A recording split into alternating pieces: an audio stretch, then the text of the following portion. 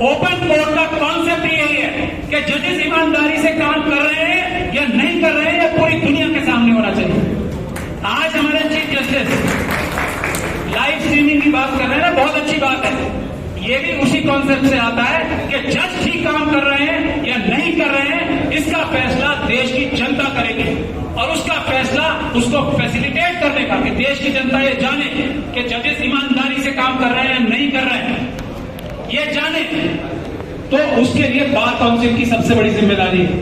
Bar council की जिम्मेदारी ये है कि किन किन लोगों को किस किस बुनियाद पे कोर्ट से कोर्ट कमिश्नर बनाया जाता है। कोई क्राइटेरिया है, कोई लॉजिक है? नहीं है। बार काउंसिल की जिम्मेदारी यह है कि जो ये मीडिएटर और मीडिएशन सेंटर्स में जो आर्बिट्रेटर्स बन रहे हैं, ये कौन से क्राइटेरिया से बन रहे हैं? क्या ये फ्री एंड फेयर क्राइटेरिया है या नहीं है?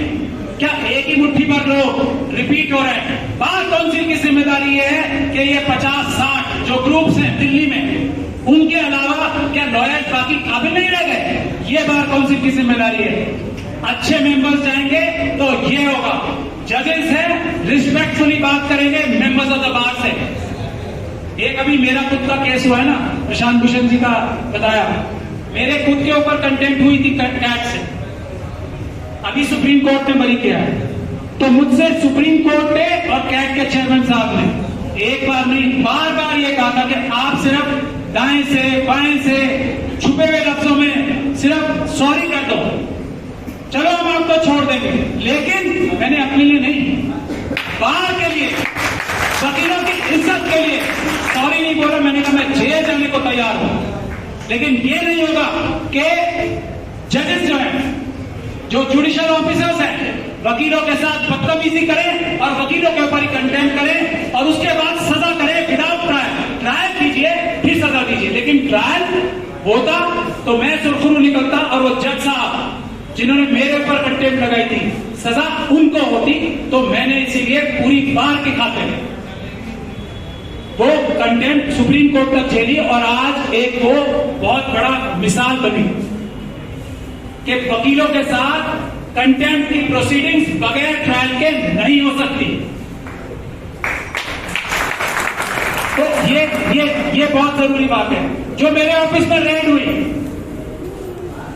मेरे कंप्यूटर में ऐसा कुछ नहीं है, लेकिन कॉन्सेप्ट, प्रिंसिपल, वकीलों के घर से, वकीलों के ऑफिस से उसका कंप्यूटर नहीं लिया जा सकता। उस प्रिंसिपल के लिए 18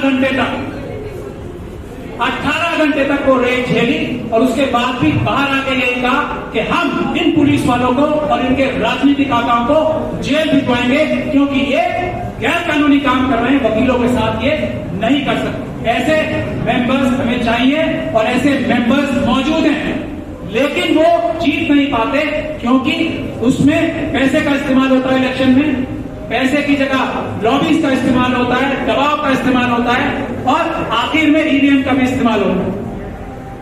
तो इसीलिए हम सब की जिम्मेदारी है कि बार को ठीक करें, बार काउंसिल्स में अच्छे मेंबर भेजें, अच्छे और टाइम पे इलेक्शन होना चाहिए। ये दो टर्म्स कैसे ले सकता है? इससे ज्यादा गलत काम कोच नहीं हो सकता।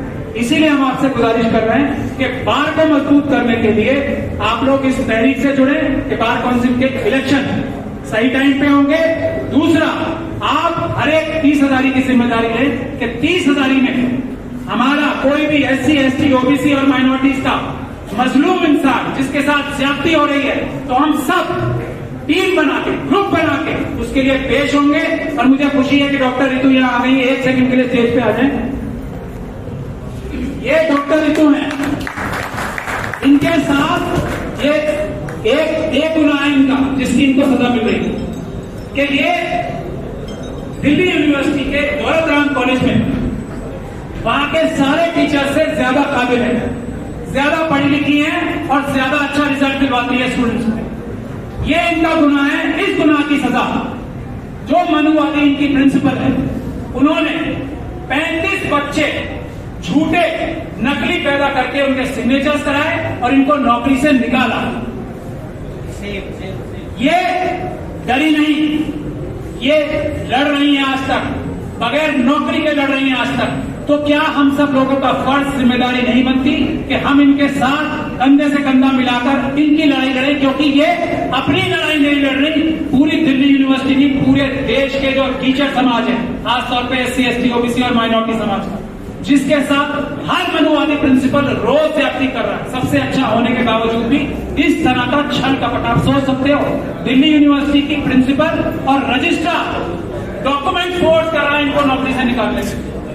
तो कल 10 बजे, क्या है वो मोर साहब है ना, 315 कोर्ट नंबर में मोर साहब की अदालत में इनका केस है। धीरज मोर साहब हैं, SC, ST स्पेशल कोर्ट, तो 350 नंबर। तो भानु जी और हम जाएंगे इनका केस रिप्रेजेंट करने। ये टेस्ट शुरू हो गया आज से। कल सुबह 10 बजे वही जिस चीज के लिए आपको कहा जा रहा है 30,000 की जिम्मेदारी संभालने ना, सब आप सबको आना है। जो वॉलंटियर्स हैं उनकी बात कर रहा हूं, जो वॉलंटियर्स हैं, जो हमारे वॉलंटियर्स बनना चाहते हैं, उनको आना है और मजबूती के साथ मोर साहब को कोर्ट, जो ओपन कोर्ट है, उसमें खड़े रहकर देखना है किस प्रकार का न्याय हो रहा है। और मोर साहब बहुत अच्छे जज भी हैं, तो उनसे SC, ST एक्ट भी हमें सीखने का भी मौका मिलेगा। तो कल सुबह 10 बजे सब लोग आए वहां पे। और ये टेस्ट केस है, इसी तरीके से किसी का भी केस होगा, आइटम नंबर 1 है, 1 और 4, किसी का भी 10 बजे आना है, इसलिए किसी का भी केस होगा SC, ST, OBC और माइनॉरिटी के व्यक्ति का, जैसे भानु जी ने कहा कि जो सोशल वजह से उसके साथ ज्यादती हो रही है, कोई चोरी डकैती करके आया उसके लिए नहीं, उसके लिए फीस देंगे और काम करेंगे। जिसके साथ ऐसा अन्याय हो रहा है उसके लिए हम सब लोग टीम बना के रहेंगे और ओपन कोर्ट का जो कॉन्सेप्ट है उसको इम्प्लीमेंट कराएंगे। बहुत बहुत शुक्रिया। जय भीम।